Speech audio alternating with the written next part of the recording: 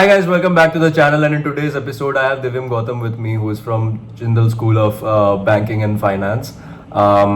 He is the first Indian guest on the show because we only get international guests. So Divyam, how do you feel? So first of all, I'm feeling very proud for my country to be representing it on Aditya Ansh's YouTube channel. Thank Being you. the very first person, it's a small step for man. Giant leap for mankind. Yes. We don't know if that moon landing actually happened, but okay, that's a very controversial video. Pum, pum, pum. So Divyam, you are from Shimla, Yes. and how was your first week on campus? So the first week was a bit of a culture shock for me because, of course, I'm from a place where the temperature in summers goes up till 25 degrees Celsius, and when I came here in September, it was very high. So that was a big change for me, and socially also it was a bit shocking seeing all the everything so liberalized about society, because Shimla is a relatively conservative place. Right. So we came here on a campus where the median Everything age was is open. exactly 21, 20, Yeah. and people are just living their lives. People have just got their newfound freedom. Exactly. And they're enjoying it. So it was a little shocking at first, but it was also a welcome change of pace as Yeah. compared to the conservative place where I come from.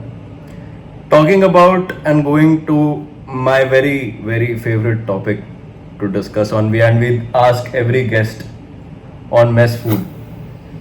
They are open to rant on it. Maybe because they're international guests and they are not here permanently, so they don't speak ill about it. But considering the fact that you're enrolled in a 3-year course, what would you say about the mess food? So interestingly enough, I don't hate the mess food as much as the other people here do, because every time you'll have around 20 to 30 dishes Yeah. here in the mess, and you're bound to find at least 1 to 2 things that you would absolutely detest. So that's a win, I guess. So you do go back during semesters, right?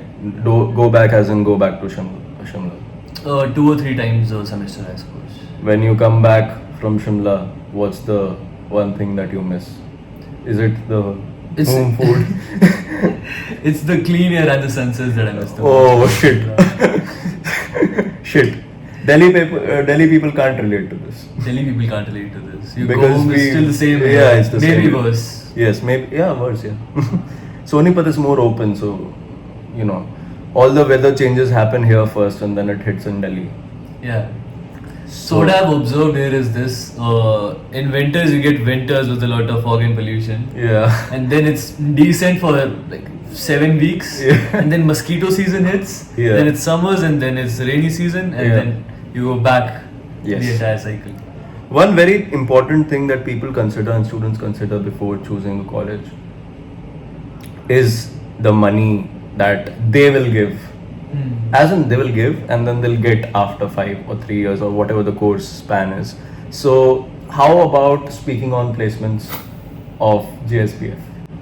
So, for one whole year, that is 2023, JSPF had the highest student placement package from JSU, which was at 21 or 22 lakhs from DA Damn. Shaw. But besides that, the stats are pretty bad. The median salary or the median package is around 6 lakhs per annum. And some of the recruiters include HSBC and I believe KPMG was here Right. last year.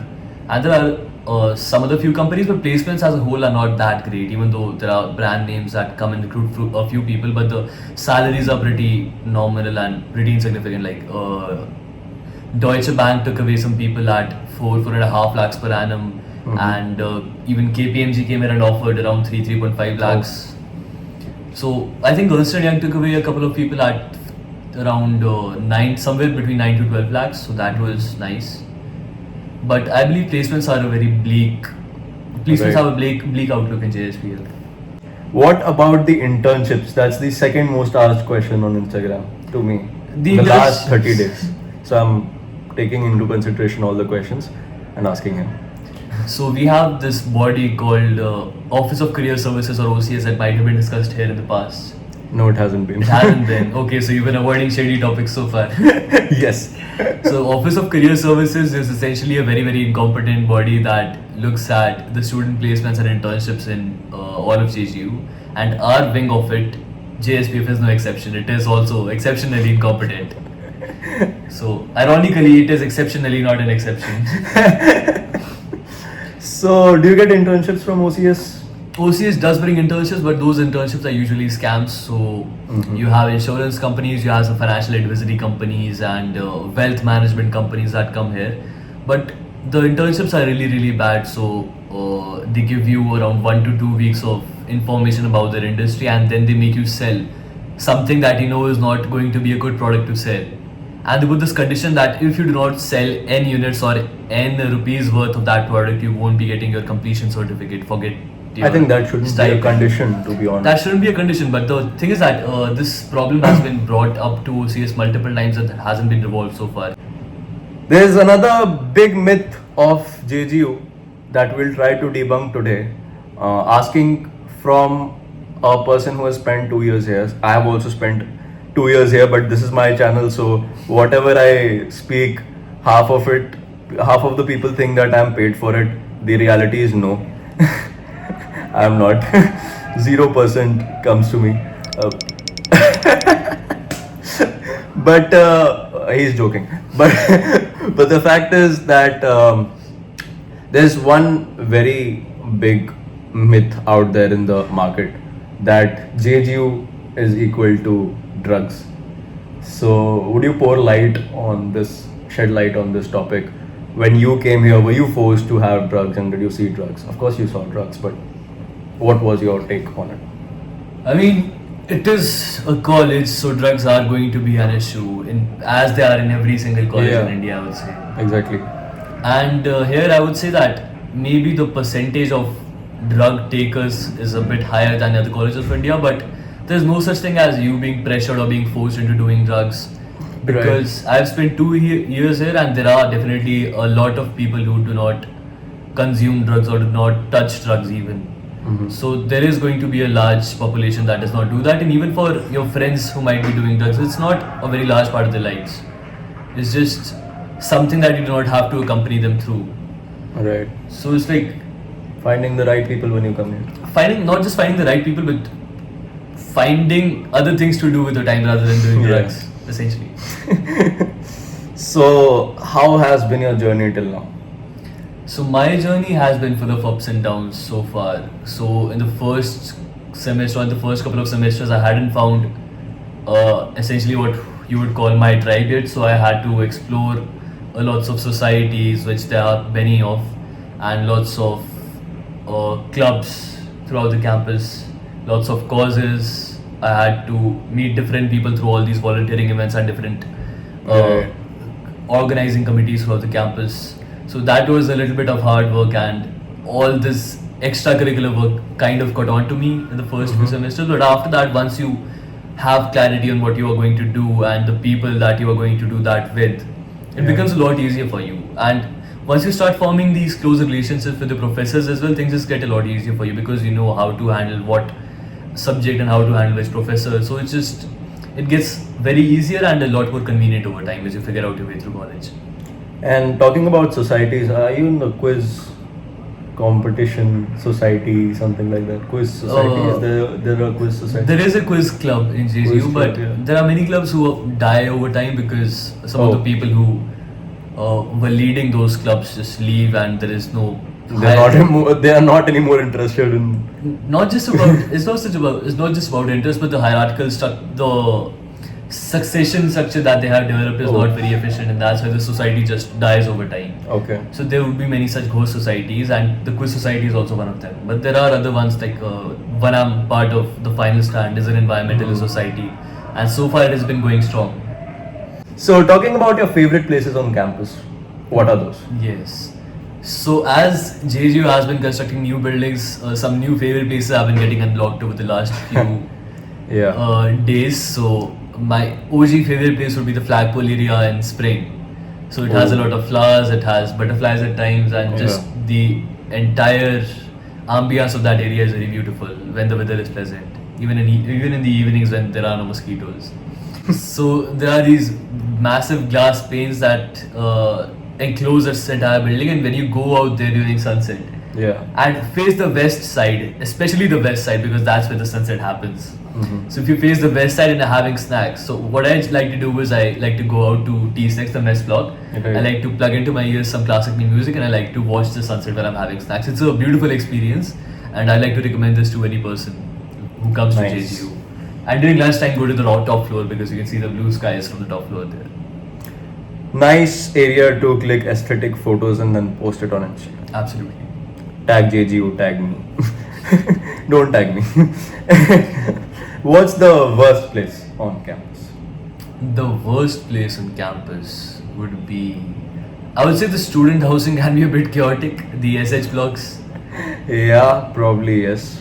You know, because you don't get the choice of your roommates in the first semester when you come here, and Yeah, even if you get a choice of roommates, I think it might get a little chaotic with time. It depends on the Yeah. priorities, of course. If you are a druggie, then you might love the environment of the SH blocks. But if you are a normal person, then maybe you might have some problems with it. Yes. How was your, getting to meet your first roommates? How was that experience like? For people who have not been to a hostel yet, so for them, he's going to share some experience. So my first roommate was from Mumbai, and we came from almost completely opposite ends of the nation, and from I think almost completely different backgrounds. So when we met, we made some jokes about the beautiful view of that. I think it was a sewage treatment plant that we had from a window, or some construction-related building. So we made some jokes about that, and then there was some discrepancy as to what our priorities were. So that was a little interesting to see. The person was really, really into sneakers, and I was not. I came here from a very academic view about my time here, but it was fun. How has been your overall stay at campus, as in the fact that it's a closed campus? It might be suffocating at times because it's synonymous to a jail sometimes, because you have to ask your parents for gate pass. All the UG students, not the PG students, but for all the UG students, they have to ask their parents to make a gate pass so that I can go out. Up to 30 students, yes. Yeah. So how do you feel about that? Do you think that's a problem? Do you think it's good as in terms of security? And so my parents have given me a lot of independence in terms of going out, traveling, and just living. So I found that a bit weird because it seemed like a very pampering system where you have to ask your parents that can I go out of the campus. But then I realized that the area close to this campus might be a bit rural as comparison to where people will be habitual to living to. So it kind of makes sense, but again, I find it a little bit unnecessary at times. Yes. But considering the fact that it's a closed campus, I feel that you're really safe on the campus, Absolutely. and it's a residential college, so whatever happens here. It doesn't go out. Plus the fact that this is a residential campus opens you up to a lot of experiences that other people do not really realize. Right. Because they're in a very safe place. So I speak to my friends from Delhi University and they're living out in PGs and they can't really do this what we do. So Right. we can just go out and hang out with people all night up till breakfast, roaming around the campus, just walking around at night Yeah. and just having these 3 a.m. 4 a.m. conversations while we're just sitting in a football field. So it's a beautiful experience. Also, the fact that one question is that what are the global opportunities?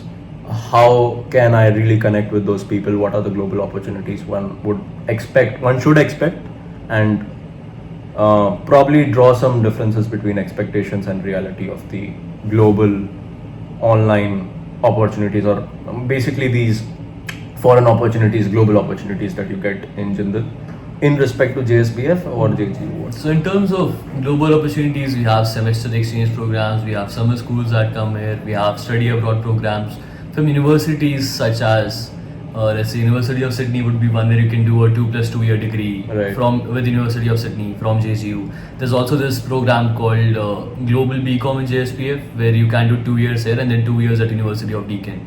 or probably even 3 years where you can do your MBA from there as well.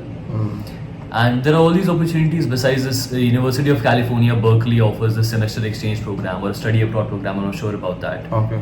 And so do many other universities. But talking about global experiences that you can have here instead of going actually physically outside of India are a different thing altogether. So you have all these wonderful professors or international professors that come to JGU. So some people that come to mind are Professor Akia Anzi from Israel, who is a Western art history professor in the General School of Liberal Arts and Humanities, and there's Professor Tatiana, who's a Russian professor. She teaches Russian, and there are many languages that are taught by professors from that country. Essentially, like Professor Josephine Liu was a name, I suppose, is in the Taiwan Education Center. I believe she's from either Taiwan or China, and she teaches Mandarin on campus. Oh. And there are people from Persia that are teaching Persian, people from Arab countries that are teaching you Arabian, or I mean Arabic, not Arabian. So those are international opportunities I can find here. There's one professor who knows 11 languages.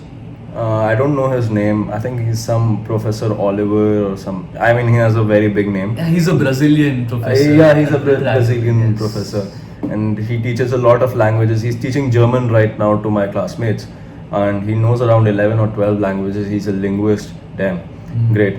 Also, if you're coming for IBM, that's Integrated Business Management. There's this professor called Professor Laknath Jaisinghe. He's a brilliant professor, to be honest, in my opinion. He taught me in second semester, and he taught me media, society, and government. That's what he usually teaches the IBMs, and he also takes a few electives. If I am not wrong, he takes consumer behavior, I guess. I'm not sure till the time you guys come here, he would be here or not, because I don't know. It depends on him. But if he's here, if he's teaching you, please mention my name. He would definitely recall me. I'll definitely share this video to him. Also, in terms of other international opportunities that you get on campus, there are these centers that JGU professors have built. So there's a center for Southeast Asian studies where you can conduct research on Southeast Asian countries like ASEAN nations. There is a center for Afghanistan studies as well. Yes. Which is they mail a lot. Exactly, they mail a lot. They're exploring this new Afghanistan under Taliban rule right now, so they have a lot to talk about. Right. And there are different centers about different parts of the world. And the fact that every semester there are so many international students who come on campus. We have got like 2 of them on the show. Others did not agree, unfortunately. So I'm still trying with a few more who can come on and share their experiences. But last February, I think this February, there was Leah who came from University of Melbourne. She was interning in India, so I called her on the channel, and she was brilliant. I'll link the episode in the description box. There was Pablo last year from Russia who was spending his entire semester here. So yeah, so I think you get to learn from them a lot, and you connect to the international students, and I mean they add to your network instantly. I mean adds to your network. Yeah. One last question is, what are your future options, and like what do you look for after you've completed this 3 years of course? Do you pursue a master's? Where do you pursue your master's from? Do you consider OP Jindal? Do you not consider OP Jindal? Or where do you find yourself? So in my personal preference, I would like to pursue a master's in finance course, and the master's JSPF does offer a master's in finance course, but it is a very young course. They still have their first batch here, so it is a 2-year-old program so far, so it is not one of my considerations. You can also go for placements, as I said, but the placement stats won't be very good. The salaries you will be getting will not be very overwhelming for you. So I think higher education is your best bet when you come here, at least in my opinion. There are people who are aiming for placements, especially people who have personal connections. I think placements are more of a reasonable option to go for. But some of my seniors have been admitted into University of Rochester in New York, and NUS, that is National University of Singapore, I think, and Birkbeck College in University of London. Okay. So higher education would be the go-to option for most of the students, I believe. The fact that a lot of people ask how to build personal connections. I don't want to put that in this video because it will go long and it will stretch long. But I think LinkedIn is the app that most of the college students use, and a lot of you won't have LinkedIn right now, probably because you guys come from school and you don't have much experience to write on. So once you're in college, make sure you make a LinkedIn profile. Use it wisely. Don't use it like an Instagram account. So be careful of what you're posting, and don't post regularly there. I mean, it is slowly becoming a corporate world, Instagram, and I don't want that to happen. But I think that's a very good app to make connections through. So if you can get, like, if you can search companies, search for people of, top positions of that company, maybe connect with them, maybe ask for internships or career opportunities. Probably that's a good way to connect. What do you think? Absolutely. And besides that, if you are going to college, spend your first year volunteering for events or joining clubs. As Right. I have already said, Yeah. you'll meet people from different parts of India or maybe different parts of the world, and you'll meet people who are pursuing different things, and you'll grow your personal network from there. That is actually how I got my first big internship, by meeting people through these events. One last question is the question that I'm asked whenever someone wants to connect with me. The first question they ask is JGU worth my money? So is JGU worth your money?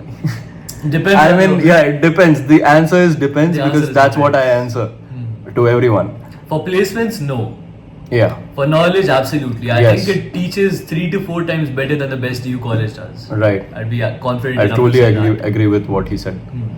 And the fact that they don't want to spend 30 lakhs, and then they say that, see, bhaiya, I'm not getting 30 lakhs in return. I actually want 40 lakhs. Median salary should be 40 lakhs. Bro, it's not that easy. It isn't. Yeah. Especially when so many colleges are Even if you make it to releasing- IIMs, it's not that easy. So, what are your end thoughts on this video? Did you enjoy coming on my show? I did. It was a very, very long and arduous process for me to be here at this time. I had to go through some major troubles to find this room here, Yeah. but it was worth it. Oh. Really worth it. Yeah, a very fun experience indeed. Sure. I mean, a lot of scenes that I could not show you guys. You probably won't be able to see it because I'll cut it. Yeah. It's better that they remove Hidden from the world for the time being. Yeah. So, with that, I end the video. It will be another long video with a student which I did on my channel. Stay tuned for more, because I'll try to bring on more people who could come and share their experiences. I'll like to thank Divyam for coming on the show, for doing this, for agreeing to do this. I've been chasing him for the last 3 months. He's finally got time. So I wish you all the best for the future. I'll link your LinkedIn in the description box below, Thank you. so that anyone who wants to connect can connect with him. He doesn't have an Instagram account, Yeah. so connect with me instead and connect with him on LinkedIn. Yes. So I'll see you guys very, very soon. There's an important announcement that I need to make in the next video. So wait for that video. Till then, bye bye. Thanks for watching.